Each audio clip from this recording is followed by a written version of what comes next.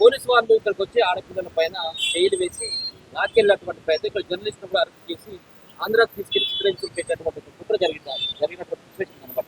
ఏంటి దాని గురించి ఏమంటారు? ఈ రోజున మనం చూసుకున్నట్టయితే దేశంలో రాష్ట్రం నలుమూల నుంచి కూడా మనం చూస్తూ ఉన్నాము. రాష్ట్రంలో ఏ మూలలో కూడా ఆడపిల్లల్ని రక్షణ లేదు అని చెప్పేసి మనం చాలాసార్లు మాట్లాడుకున్నాం. అత్యాచారాలు కానివ్వండి, ఏదైనా కానివ్వండి. ఈ రోజున వచ్చి ఆంధ్ర పోలీసులు వచ్చి ఇక్కడ తెలంగాణలో సరూర్ నగర్ గడ్డ మీద ఒక ఆడపిల్లని అసభ్యంగా ప్రవర్తించి నడుము మీద చేసి మరి లాక్కెళ్ళిన సిఐ గారిని వెంటనే విధుల్లో నుంచి తీసేయాలి. జీవితంలో జాబ్ ఉంచకూడదు, ఆయనకి తీసేయాలి. ఎందుకంటే ఒక లేడీ కానిస్టేబుల్కి మాత్రమే పరిమితం. అర్ధరాత్రి కాడ వచ్చి ఆమె ఏమైనా ఉగ్రవాద? ఎందుకు తీసుకుపోతారు మీరు? నడువుల మీద చేయాల్సిన అవసరం ఏముంది? దీన్ని రాజకీయం చేసే నాయకులకి నేను ఒకటే చెప్తా ఉన్నా, రాజకీయం చేయకండి. ఇట్లాంటి చట్టాలు చేసుకోకపోతేనే మీరు చేసే రాజకీయాలు చేస్తున్నారు. చట్టాలు ఉన్నాయి, మీరు రాజకీయ నాయకులు చేయాల్సిన పనులు చాలా ఉన్నాయి. ఎందుకంటే పిల్లలకి ఉద్యోగాలు ఇస్తానన్నారు, రోడ్ల మీద పడి మాకు జాబులు లేవని ఇంకా ఎత్తుక్కునే రోజులు వచ్చేసినాయి. అవన్నీ కూడా మీరు ఆలోచన చేయాలి. ప్రతి ఒక్కళ్ళు ఎవరైనా సరే స్త్రీ మీద వచ్చి చెయ్యి వేసినట్టయితే వాడి చెయ్యి వెంటనే నరకాలి. నరికితేనే ఇంకొకడు వేరే స్త్రీ మీద ముందుకు రాకుండా ఉంటాడు. ఇట్లాంటి పనులు చేసిన ప్రతి ఒక్కరికి ఇవాళ హైదరాబాద్ పోలీసులు ఆంధ్ర పోలీసులకి సహకరించారంటే వీళ్ళు దద్దమ్మలా అని నేను అడుగుతా ఉన్నా. మేం కట్టే ఏమంటారు పన్నుల మీద మీరు బతుకుతున్నారు. మీరు మాకు పోలీసులు అయి ఉండొచ్చు కానీ మీరు రక్షణ భటులు, భక్షక భటులు కాదు మీరు. ఎందుకంటే స్త్రీలను రక్షించే వ్యవహారం ఆ బాధ్యత మీ దగ్గర ఉంది. అది మానేసి మీరు స్త్రీలని అసభ్యంగా ఎక్కడంటే అక్కడ రోడ్డు మీద తెలివి లేనోడు చేసినట్టు మీరు చేస్తున్నారంటే ఒక కాకి షర్టుకే అవమానం. అది వెంటనే ఎవరైతే స్త్రీలని అసభ్యంగా ప్రవర్తిస్తున్నారో వాళ్ళ చేయి నరకండి, అంతే.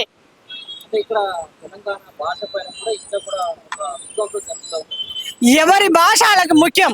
ఎవరి భాషను వాళ్ళు గౌరవించుకోవాలి. ఆంధ్ర నుంచే వచ్చిన వారు ఆంధ్ర భాషను గౌరవిస్తారు, తెలంగాణలో ఉన్నవాళ్ళు తెలంగాణలో గౌరవించుకుంటారు. అట్లాగే గుజరాత్, మహారాష్ట్ర, కర్ణాటక, నాందేడ్ ఇట్లా రకరకాల భాషలు ఏ ప్రదేశంలో ఉన్నవాళ్ళు వాళ్ళ భాష వాళ్ళకు ఉంటుంది. ఎవరినైనా కానీ భాషని కానీ ఇంకో రకంగా మాట్లాడితే ఇవన్నీ కూడా తీవ్రవాదానికి ఏమంటారు, ఈ యొక్క మనోవేదనకి, ఈ రాజకీయాలు మనకి ఇచ్చిన హామీలు పక్కన పెట్టి మీరు ఇట్లాంటి భాష వాడినప్పుడు వాళ్ళు ఏం చేస్తారంటే ఈ పట్టుకుని దీని గురించి మేమేమో మేధావులం అయిపోవాలి, మేమేదో లీడర్లం అయిపోవాలని దీని గురించి మాట్లాడతారు. ఇట్లాంటి వాటి గురించి పక్కన పెట్టాలి. ఎవరి భాషను ఎవరన్నా కూడా ఊరుకోరు. ఎవరి భాష వాళ్ళకి ముఖ్యం, ఎవరి భాష వాళ్ళకి సంస్కారం. మన తల్లిదండ్రులు మన భాష పట్ల మనం ఉండే ఏదంటారో ఆ ప్రదేశం పట్ల మనకి గౌరవం ఉండాలి. ఏ జిల్లాకు ఆ జిల్లా గౌరవించుకోవాలి. కన్న తల్లిని ఉన్న ఊరిని మర్చిపోవద్దు. అట్లానే ఒకళ్ళ భాషను ఒకళ్ళని మాత్రం అవమానించినా సరే దానికి ఏవైతే చర్యలు ఉన్నాయో అవి తీసుకోవచ్చు, అవి లీగల్గా తీసుకుంటారు.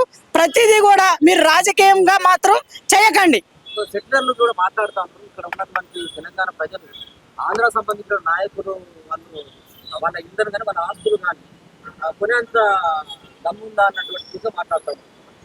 ఈ దమ్ములు, ఈ బలాలు ఇవన్నీ కూడా వేస్ట్. ఎందుకంటే ఇప్పుడు మనకి ఒక గుడిసె ఉందనుకో, ఆ గుడిసే మనకి గోల్డెన్ నిధితో సమానం. ఒక సామాన్యుడికి నీకుంటే నీ ముడ్డు కింద పెట్టుకో, అంతేగాని నువ్వెవరినన్నా కనుక మాట్లాడితే చెప్పులతో కొట్టాలని.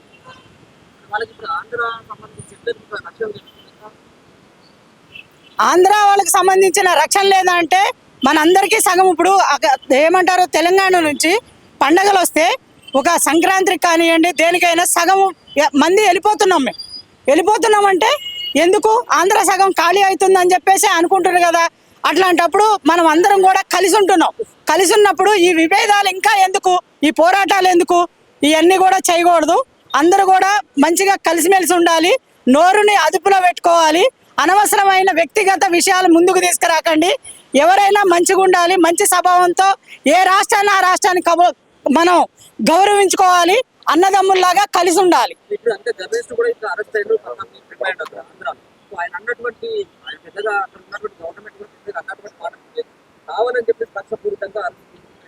వీళ్ళేమి ఉగ్రవాదులు కాదు, ఇంకా వేరే ఏం కాదు. అట్లాంటి వాళ్ళని పట్టించుకోండి. ఫస్ట్ గంజాయిని బంద్ చేయండి, డ్రగ్స్ని బంద్ చేయండి. అర్థమైందా? మీరు ఇచ్చిన హామీలు నిలబెట్టండి. అప్పుడే మన స్వచ్ఛందంగా మనకి భారతదేశం వచ్చినట్టు. ఇప్పుడు మన పిల్లలు వెళ్ళి అమెరికాలో ఉంటున్నారు. అమెరికాలో ఉన్నప్పుడు అమెరికాలో ఉన్నారని చెప్పేసి మన రాష్ట్రంలోనే కదా, ఏ రాష్ట్రంలో ఉండేవాళ్ళు ఆ రాష్ట్రంలోనే ఉండట్లేదు కదా.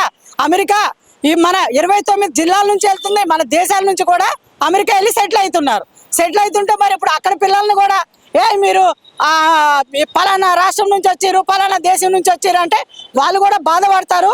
మనం ఉన్న వాళ్ళందరము అన్ని చోట్ల ఉండే అర్హత మన ఇండియాలో ఉన్న ప్రతి ఒక్కరికి ఉంది. ప్రతి సామాన్యుడికి రైట్ ఉంది. ఆ రైట్ని బట్టి అనవసరమైన వ్యాఖ్యలు చేస్తే మాత్రం ఖచ్చితంగా చట్ట విరుద్ధ చర్యలు తీసుకోవాలి.